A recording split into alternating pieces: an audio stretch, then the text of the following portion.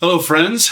I'm here with my friend Jonathan Pageau in his house. So we are in Montreal. We are not connected through the internet. We are here in person in 3D. Yeah, it's great. And it's so good to see you. Yeah, we've been hanging out for the last day and a half, and I wish I could stay longer. Yeah. So took Father through Old Montreal. You saw the Basilica, Notre Dame, which is church. Probably the most beautiful Gothic church I have ever been in. It's a beautiful one. Yeah. Astonishing. Folks have to come to Montreal. Yeah, absolutely. So, well, today we're going to be talking about monsters and heroes, subjects that are favorites of mine, and I know you like to talk about these things sometimes as well. So you've been telling stories with monsters, especially the dog-headed saint, Christopher, in God's Dog, that graphic novel. And so I know that some people are kind of cynical about this question of monsters and heroes. Like, it's why bother with that stuff? Like, let's talk about reality, you know? But I think that they are, in fact, key to understanding the moment that we're in history right now. Mm-hmm. Like, this is the interpretive lens that we need. So I wanted to start with a quote from one of my favorite authors. So in his 1936 lecture, Beowulf, the Monsters and the Critics, J.R. Tolkien refuted the prevailing Beowulf scholarship of his day, which kind of disdained the poem because of its focus on monsters. Like, this is not an important piece of literature, you know. So he had this to say about the Old English epic. He said, "I would suggest then that monsters are not an inexplicable blunder of taste.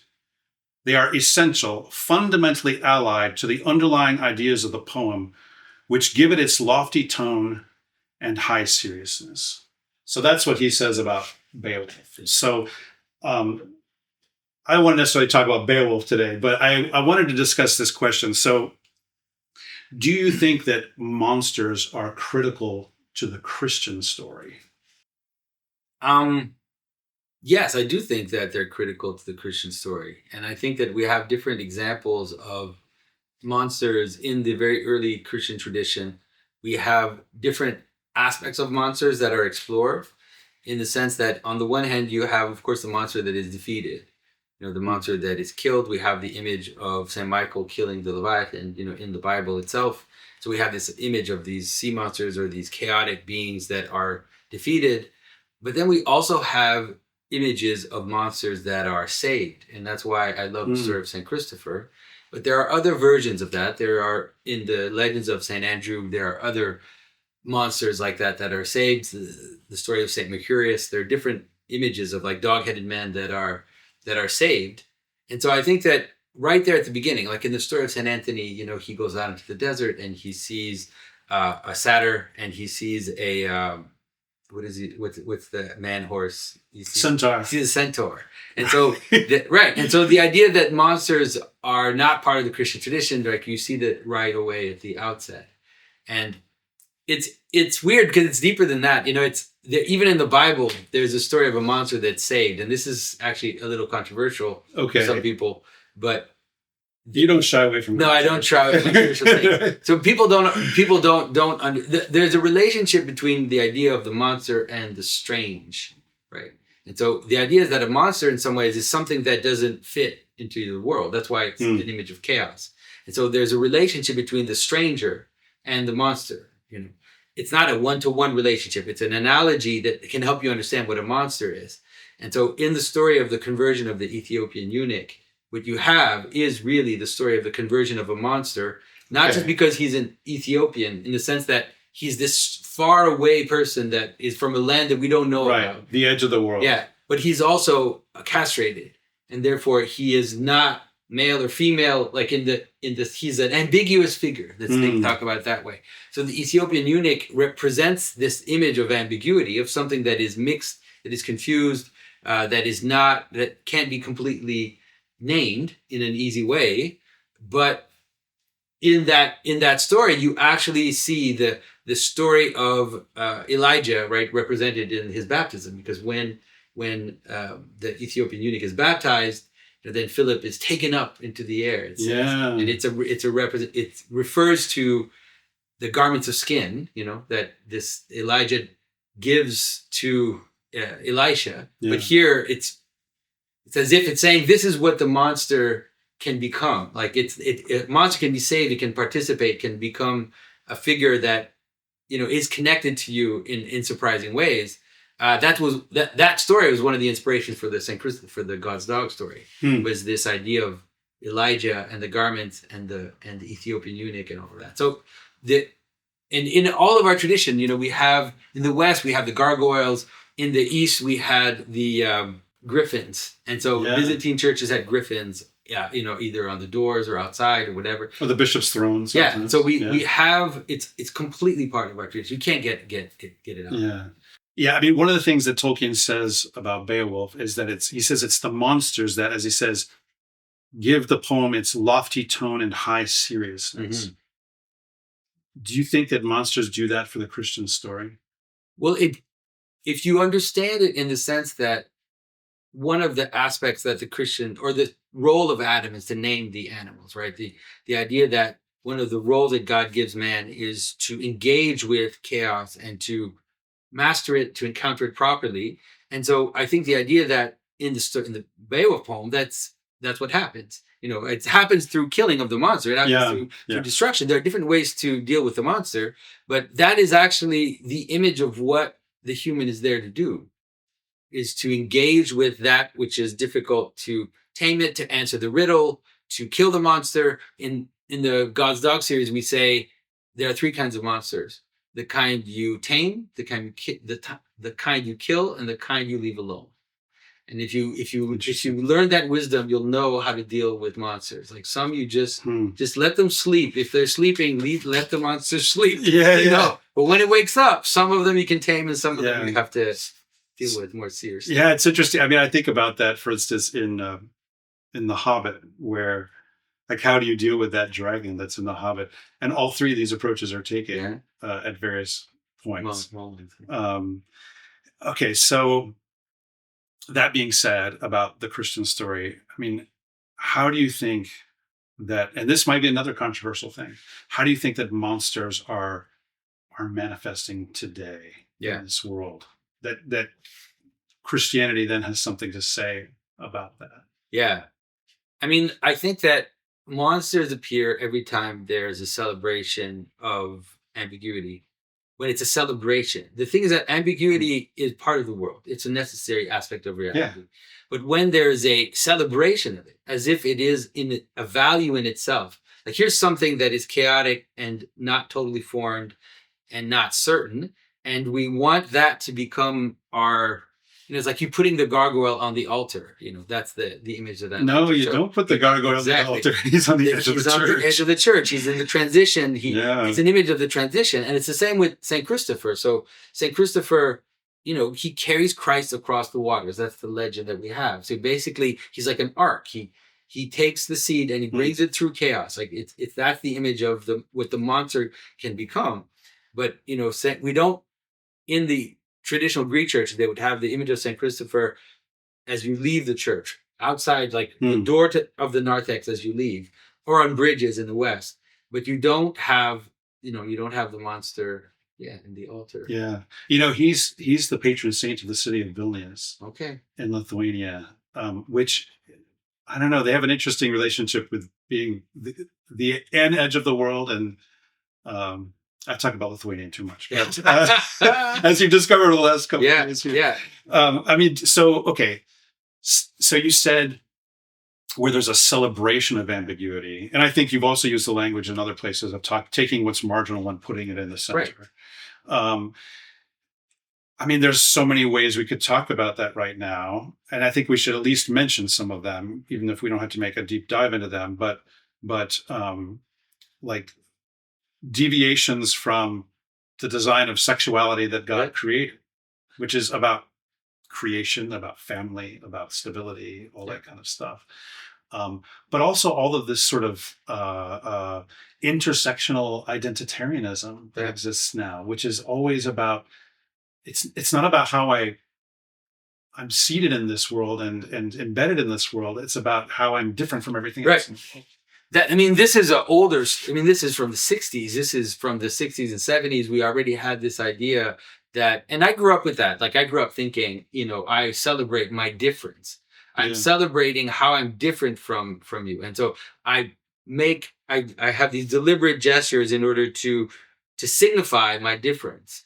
And you have to really understand what that means. When we are together with people, we actually, in order for us to be with them, what we want to do is the opposite of signifying my difference. What we want to do is to come into a dance with the other person and to see actually how we can be together and then celebrate that. Also, we're not naive. We know that we're different people and we know that we have our idiosyncrasies, but if you bring the idiosyncrasy to the fore all the time, that's called fighting. Like that's what fighting is. Right. And so we forget. It's just very intuitive that if we make difference the model of being, then it's called decomposition, it's called war, it's all of those things. Yeah. I remember, I think this was in the 90s, there was a band called King's X, and they had a lyric in one of their songs that was, I want to be different, just like all the different people.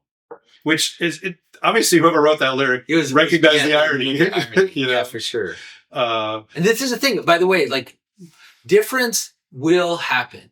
Idiosyncrasy is part of the joy of being human. Right. But it just happens. When you're deliberate about idiosyncrasy, it's the opposite of what idiosyncrasy is. Idiosyncrasy is accident. It's like there are aspects of me, like some stuff in my beard or whatever. There are all these aspects of me that are accidental. And it's joyful. It's wonderful to participate in that. But when I become deliberate about my idiosyncrasy, then it's like a sin, technically, not necessarily morally, but it's like, why are you concentrating on that which is diffuse? Why are you focusing on that which is different? Why are you making that which is different the center? Yeah. And that's when it becomes very off. Yeah. And I've noticed that there's, especially in our moment, this celebration of the edge and bringing it into the middle of, as you said, celebrating ambiguity. Like there's this artificiality to it. Yeah. Like it's very thought over. Like it must be the most thought over thing in our society. It's constantly we have to discuss it. We have to formulate it. We have to create policies and procedures dedicated to it. We have to create laws that do it. And I mean, I think that this is where the monstrous arises. Yeah. It's actually, and it's counterintuitive somewhat, in that we tend to think that we're actually putting things in a kind of order because the appeal is made to harms that are being done to people who are on the margin. Yeah. Like we need to keep them safe and so forth, which yes, we shouldn't hurt people. Yeah. But when, like how many stories, like just science fiction, how many stories we have of people who try to create some kind of new order and it just goes horribly wrong and it devours everything. Yeah. But it's also because it's difficult for people to understand because there's a difference between that which is part of the rule or that which is part of the order and that which is idiosyncratic to the order. Yeah. And the thing is that if you try to legislate the idiosyncratic, it means that you are going to have indefinite amounts of rules because there are an indefinite amount of exceptions to the rule. And so imagine if that's why, for example, in the Orthodox Church, we have the canon and then we have the application. We have the economia. The economia is not legislated. It's actually completely specific to the circumstance. Yeah. Here's a circumstance where we are going to apply the rule in a way that is related to the idiosyncrasy of the moment. But imagine if we made rules for every exception. We're like, we need to discover every single possible exception to the canon and then make it part of the rule. Yeah, there's no room left for judgment, for discretion. For the private, and this is the thing about idiosyncrasy. It is the space of the private. Yeah. That's where the idiosyncrasy happens. Yeah, I think that this is one of the monstrous things that come out is that in our attempt now to create create legislation or rules or policies or whatever that account for every single possibility, what we're actually doing is taking stuff, as you said, that is people's most intimate, private things and putting them out on display for everyone. Yeah. Because we need to make a law about this. And so this all has to be entered into evidence. And that's why in some ways it calls the monster. So if you look at traditional stories, like not all of them, but many of the stories, you can have this image that in some ways the monster comes after being provoked. The Mm. monster is kind of there, sleeping, is out there. The Shrek story was well done for that. It's like basically like the monsters are out there, and then there's this one character that wants to basically encompass their space, like take over their space, legislate their space. And then the monster starts to push back. And at some point, it's too much. Like at some point, the monster basically like swallows up the character. And so it's usually, I mean, obviously some monsters come on their own, but a lot of times there is this sense of, so for example, like in the case of, this is really very practical. In the case of America swings between Puritanism and kind of anarchic freedom. Yeah. And it just has this crazy swing. Such a weird country. You don't realize that a lot of the stuff now, a lot of the gender chaos that we're dealing with in terms of America, that just one generation ago, people were chemically castrating homosexuals. Yeah. And so it's like from that, from this like weird, put them all in prison, castrate them, do this. It's like, yeah, the chaos bursts out, and so I'm not justifying the things that are happening now, but we have to be able to kind of understand them. Yeah. Like we don't agree with the revolution, but we understand why sometimes the peasants rise up and chop the king's head off. Yeah, it's funny. Like, I mean, and like in the Orthodox Church, sometimes a sort of folk sensibility about these things, like in the wake of the Council of Florence, right, where most of the bishops, the Orthodox bishops, were there. They capitulate to Roman Catholic rule and so forth. And of course, Saint Mark of Ephesus is the one who doesn't. And Isidore of Kiev comes back home and he's dragged through the streets and basically lynched by his own flock. And sometimes people are celebrating that. Like, okay, look, no. I know why that happened, and there's a certain kind of justice that's happening there, but that's not actually a good thing to do. Lynching your bishop is, even if he is a heretic, that's not the thing to do. Yeah. So you can understand why, there's a relationship in our world right now between the excess of order, like the excess of legislation, the excess of control of people's identities, of all the rules, the crazy amounts of rules and regulation that we have to deal with, which is a million times more than any normal traditional society would ever have to deal with. There's a relationship between that and the carnival, this desire for the carnival, like this desire for things to be crazy and anarchic. And like a punk rocker cannot exist in a traditional village. A punk rocker has to exist in a techno state. It's the only place where that's possible. Yeah. So they play with each other, the order and the chaos. Yeah. I mean, in Scripture, there are actually two great monsters that represent both these things. Yeah. You've got Behemoth, who is depicted in the Bible as this massive bull, the beast of beasts, which is what Behemoth means. And he's the sort of the demon, the monster of tyranny, of too many rules, of too much order. Yeah. Right. And then on the other hand, you have Leviathan, the great sea serpent, the great sea dragon that's lashing out and creating the chaos of the oceans. But also, this is, interestingly enough, this is the image of empire in the Bible, because the way that most people experience empire is it's destructive. Yeah. It's destroying all of the difference that's around it.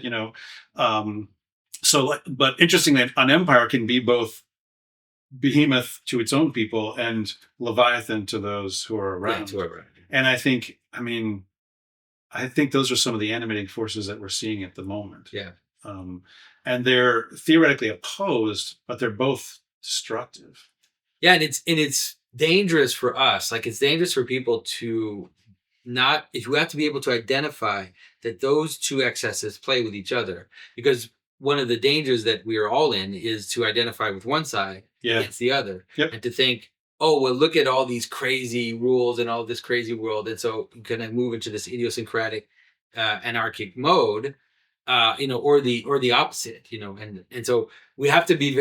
I think that noticing that they work together is probably the wisest thing we can do right now so that we don't fall into easy activism or easy positioning. Yeah, because this is one of the things you can sometimes hear. So in the U.S., particularly in the political realm, but also especially like in the kind of the culture war sort of stuff, the rhetoric keeps getting notched up and notched up and notched up, and it's not just rhetoric.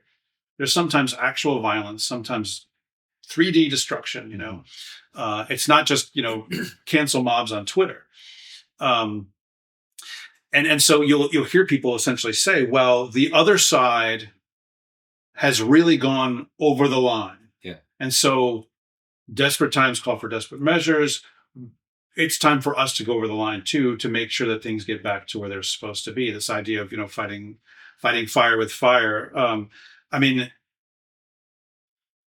in some ways you kind of answered this already, but maybe if you could just sort of expand on this. I mean, do we need to become monsters to survive? Like, it's like that movie, A Few Good Men, right? Where Jack Nicholson says, you need me on that wall. You want me to be the monster. You need me to be the monster, because if there's not a monster out here doing this, then you don't have your cushy life. Right. Yeah. I mean, I think that we have to answer that.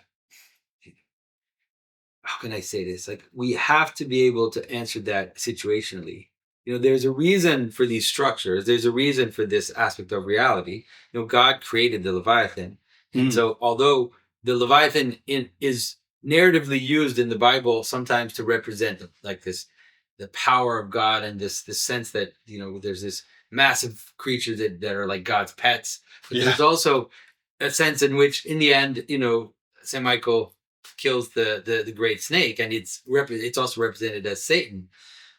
And so I think we have to be wise and look at, we do need, how can I say this? Like, we do need guards on the border. Okay. Like, we need that. And we have to also understand that this is the weirdest thing, but think about it this way, right? The emperor in Byzantium, the emperor of Constantinople, had a Varangian guard. Yeah. Right. So he had monsters around him. In the strict sense, which is that he had warriors that were not of his people. So he had strange warriors, barbarians that were around him and acted as a kind of guardian to the emperor, because they had no stake in the politics. Yes, they did that in Lithuania too. So the Grand Duke, they invited Crimean Tatar Muslims and Crimean Karaite Jews to be the bodyguards, because they don't have a stake in the local. So it's their own kind of local instantiation of this. And so that's one of the functions of eunuchs. That was the function of eunuchs. That eunuchs, because they were ambiguous, they were castrated, because they had no stake, they had no descendants, they couldn't. If they took power, they had no one to give it to. So because of that, they were brought close to power and were like a buffer of monsters around power. And that is the role that monsters play in the positive sense. So if you think of a sphinx, right, that guards a holy place, or you think even of the cherub, the way the cherub is described in Genesis as this creature that's at the gate of the Garden of Eden, we tend to represent it as an angel, but in that particular case, it's more like a kind of sphinx. Yeah, right? It's more like a kind of an ambiguous beast that is the guardian of the holy place. Yeah. I mean, mythologically, a sphinx is a cherub, and in fact, griffins are also cherubs. It's all kind of one thing. So that's what the gargoyles do. The gargoyles are buffer spaces. They are kind of in the same way that the eunuch played around the emperor, that the Varangians played around the emperor. The gargoyle plays the role of a kind of guardian of the holy place. Yeah. And So I had another Tolkien quote from that same essay, which I recommend everybody read, although it's not an easy read. So Tolkien's talking about the shift from the Germanic and Norse mythological imagination to Christianity that is represented in Beowulf. Because Beowulf is written by a Christian author, but there's a whole lot of this kind of Norse stuff in there, Germanic stuff in there. So he says this about this shift. The monsters had been the foes of the gods, the captains of men, and within time the monsters would win. So that's a reference to Ragnarok, of course. In the heroic siege and last defeat, men and gods alike had been imagined in the same host. Now the heroic figures, the men of old, Haleth under Heovenum, which means the heroes under heaven, remained and still fought on until defeat. For the monsters do not depart, whether the gods go or come. A Christian was and is, still like his forefathers, a mortal hemmed in a hostile world. The monsters remained the enemies of mankind, the infantry of the old war, and became inevitably the enemies of the one God, Etche Drichten, which means the eternal Lord, the eternal captain of the new. So he's using this Norse mythic imagery distinguishing monsters from gods, which is interesting because from a Christian point of view, that's kind of like just two different versions of the same thing, the pagan gods, right? I mean, do you think that maybe we're having a similar moment now where there's kind of monsters and gods that the world is functioning under? And maybe we don't know that they're all monsters? Yeah. I mean, it's an interesting. It really struck me. Yeah, it's an interesting idea for sure.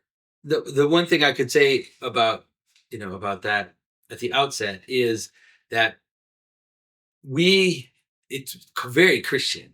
We have to understand how Christian it is. That is, there's more of what's not you than you in the world, right? There's a lot more of what's not you than you, and everybody knows that at the end, the not you takes over, right? And so basically you decompose, like you get eaten by the earth ultimately. And so I think that pagan vision of the world ending, being swallowed by a wolf, being swallowed by the monster is completely normal. Like it is a completely normal way of thinking. Ragnarok is normal. Yeah, Ragnarok is the normal way of understanding because you end in Ragnarok, right? You will lose the battle in the end and you're going to die. Right. If you just take this physical world as being the basis for your understanding. But we propose this crazy thing as Christian, which is the resurrection.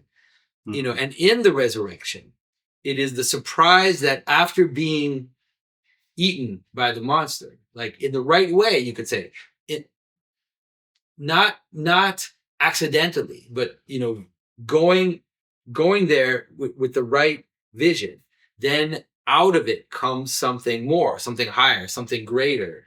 And the way that it's represented is in all kinds of ways. You can represent it in different ways. Like you have, of course, in Lord of Spirits, we talked about this, right? You could talk about like where we're going to eat the monster in the end. That's right. Leviathan is what's for dinner. So it's like it's normal that the monster eats us, but we're going to flip that. Yeah. At the end, we will eat the monster. We will wear its skins as a glory. And so God will be full into the world. You can represent it by saying in the book of Revelation, it says that there's no more sea. There's no more sea. It's all the glory of God. Everything is now like a just sea of crystal. Like it's just, everything is filled with the glory of God. And so we have to be able to kind of see, but you could also represent it as defeating it too. You could say, St. Michael comes, kills the Leviathan, it's over. But it's all these images of how in Christianity we have this idea that the light wins in the end, that darkness doesn't win, that it is light which is stronger than darkness, and it is logos which is stronger than chaos and possibility. So I think that's really important to understand. But in the meantime, we have to be aware and cautious about what you said, which is to trust in the princes to help us get rid of all the monsters, because the princes, they can do a little part of that. We do it all the time. Like we have prisons and we have borders and we have all these things which are trying to maintain the integrity of the world, and that's completely fine, but they will fail. Yeah. Like they will fail in the end. Yeah, the gods will be eaten by the monsters. The Ragnarok is still real. Yeah. Like, all civilizations collapse, everything collapses in the physical world. So if we trust on that, if we think that that's what Christianity is bringing, then we're absolutely wrong. That is not what it's saying. Yeah, it's not utopianism. No. I mean, one of the things that Tolkien says in that quote, and to me, this is one of the real money quotes in this essay. He says that essentially the Christians, like their pagan forefathers, are mortals hemmed in a hostile world. Yeah. Which, I mean, this is a very Beowulfian image, right? So you've got the mead hall where Hrothgar and his men are, and then Beowulf comes, but there's monsters outside. Do you think is that the experience of Christians right now? That we're in Herod, right? Is the name of the mead hall, which means the heart. Yeah. They're in that where we are is in this hostile world with monsters everywhere. Well, let's say we're more so than 100 years ago, or maybe more so. I would say that is true. in some places. There are still some havens. But for example, here, where I am here in Canada, Christianity is really on the way out. And the sense of what is, and it's an active hostility, right? It's not just like it's going away. It is this active hostility. So we have to not be naive about that. Yeah. But also there's, as you said, there's light shining in the darkness. I mean, yeah. And also the way that we go through that, it's difficult for a lot of young guys. And I get it. Some guys, they hold on to we'll take back Constantinople or whatever. Like that kind of. I have a plan for taking back Constantinople, by the way. Yeah. It's this: learn Turkish and have a school for missionaries. That's how we take back Constantinople. Is the way that the apostles took the world. Yeah. So, just say, by the way. Your insight is the right one. That is that there's something part of the Christian story. It seems is that Christianity is going to wane. And that seems to be there in all the traditions. You see it in the apocalyptic visions. It's just we know that it's part of the story. So when it's happening, we shouldn't be completely surprised. Yeah. And we shouldn't be like, oh, well, now we need to arm ourselves and go back. It's like, no, that's not how the Christian story plays out. It's part of the story, and it talks about persecution, and it talks about martyrdom. Right. And that's what those, but then ultimately there is glory in the end, but that glory doesn't come, at least not at the outset. There is a great battle and a great victory, but it's not us, right? Right. The great battle is led by Christ himself. Right. And as he says, my kingdom is not of this world. Yeah. Which means it doesn't use the weapons and armor of this world. Yeah. So we have to be very cautious, I think, at this particular moment, not to be seduced, Yeah. So to wrap up our conversation, which I'm really sad, actually, we're getting to the end here, but we have to talk more often. In Beowulf, the answer to the monsters is the hero. So Beowulf comes, and he comes from the outside, which basically probably seems to be Sweden within the course of the poem. He comes to Denmark. But he is a bit of a monster. He is. Yeah, he is. Yeah. That's also one of the roles monsters play. Right. It can be a defense against other monsters. Yeah, there's a word, I can't remember what it is off the top of my head now, but there's an Old English word that's used to describe Grendel, which is also used to describe Beowulf. Yeah. Which kind of suggests he's a sort of a monstrous figure. And you notice like the way he fights. He doesn't fight like a proper hero with swords and stuff. Yeah. He's a wrestler. Yeah. He rips people's arms off. I say people. He rips monsters' arms off, that kind of thing. But yeah, so heroism is, I think, is an image that is getting larger in our minds. I mean, so much of our pop culture is about heroes.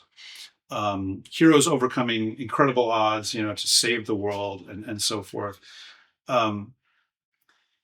Is there an authentically Christian heroism? I mean, this is a complicated thing. Like, it's interesting to read the way Tolkien talks about it.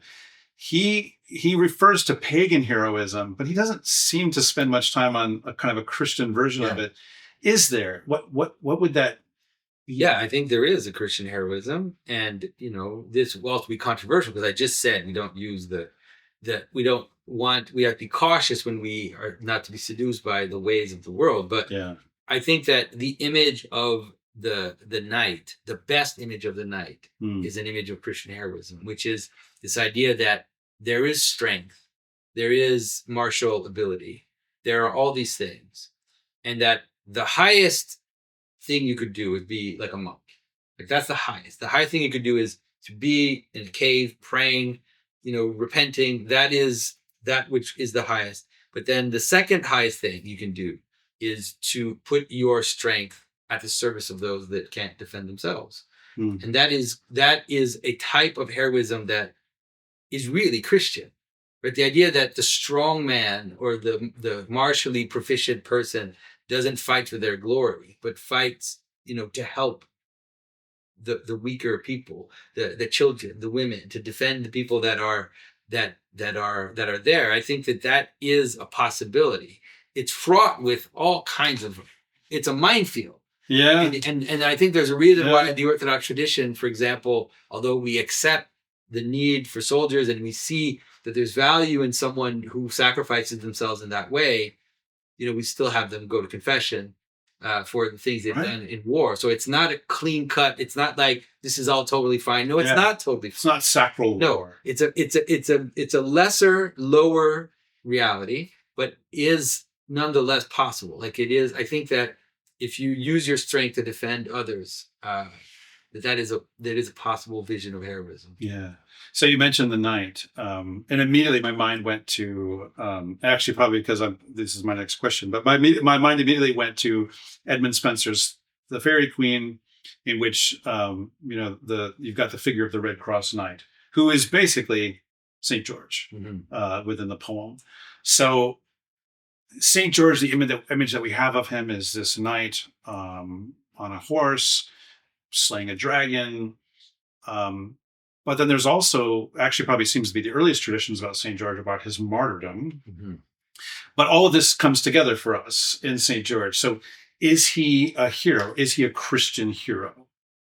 Well, I think for sure he did become the model for Christian heroism, which was that he fought for the honor of a lady. He fought for the honor of someone who was in a situation where they could not defend themselves and that they were going to be abused and destroyed by this evil force. And therefore he put his service in the service of this person, and so you get that, like you see some saints, even some contemporary saints, where it's like, you don't fight for yourself, but man, you fight for the people around you. Like you will fight for, even like in terms of reputation, like don't defend your reputation, but defend other people's reputations, right? Put effort into fighting for the people around you, but you don't necessarily do it for yourself. And that's why in some ways it's weird, because you think, how can you have the saint who is both the dragon slayer, but also didn't fight off his own martyrdom? And so, but that's in some ways is the image of the Christian hero. Yeah, I mean, you also have, there's also the very strong tradition of mercy and kindness to everyone else and severity towards yourself. Exactly. Yeah. Which, that gets so often flipped the other way. And a lot is supposedly our Christian world these days. So how can we understand St. George here in 2024? I don't even understand the question. Like there was a dragon. Yeah. There was a monster that was, how can I say this? That was taking from a city, like a monster from the outside that was coming and taking from the city. And because of that, the city was diminished, and St. George was tamed first and then killed the dragon. It's an image of chaos. It's an image of something that is coming from some compromise, also moral compromise that the city made. That was, once they made the compromise, they were like a slave to that compromise. Like once they compromised with the dragon, then they just kind of fell into this thing where now they made it more powerful, even in their compromise. And so all of that, if you study the story of St. George, you can kind of understand all kinds of situations. You can imagine it as a kingdom that a powerful king comes and then asks for tribute from that kingdom. And it's like, okay, so you pay tribute, but if you're not cautious, then all of a sudden you just start to vanish, because the king demanding tribute is basically just taking all your potential away from you. And that is St. George in that case plays the role of someone who basically is able to stop that. And so you can think about it in terms of kingdom, but you can think about it in terms of a bad habit that you have. Think about it of something that you compromise to, and that at some point starts to now take and take and take and take. And you have to kill the dragon, or else it is going to eat all of your potential. It's just going to swallow you up. It's not just a moral question; it's a question of life. Yeah. When you give in to sin, or you give in to these things that come from the outside, in that sense, and so it's something that can be understood at all these different levels. That's why it's so powerful. That's why it's when we see it, like when we see the icon of St. George. I don't know anybody who's not does it feel something? Like there's something real and true about that image that just hits you. It's so, I mean, there's a reason it's so enduring. Right. I mean, you've already you've gone in this direction already, but for our final comment, what would you say to people? How do we be St. George here in 2024? I mean, I think that this is completely tradition, what I'm about to say, which is that the first thing you need to do is kill your dragons, kill the dragons that are taking your life from you. And that is, and not you, right? Don't forget that St. George, he did the sign of the cross. He did it through the power of Christ. It's not just some really strong guy that just came and did it. Right. He understood that his strength came from God and would be effective because he was applying it morally and rightly in a situation that required it. And so understand that for yourself, and then understand that you have these types of things in your family, very close to you in your community, these bad influences or whatever, and then you can deal with them at that level. Don't try to kill some big dragon in the United States, because you're like, oh, there's this big problem, this big chaotic thing that's happening to us, and we need to spirit. It's like, you mean if I just yell a lot on social media, exactly. That doesn't help? It doesn't kill the dragon. I change my profile picture, maybe? Yeah, you can just put an icon of St. George and think that you've done it. But that's what I would say. And I think that the fathers, when you read the interpretation of the story of St. George, it usually really quickly gets put to you, like to us. Yeah. Say, this is actually about you. Look at this icon as someone that you have, something that you have to defeat in your soul. Yeah. Thank you so much. All right. Thanks, Father. It was great. Yeah, I can keep talking about this forever. But thanks to all of you for tuning in today. I hope that this was helpful to you, and we'll see you soon.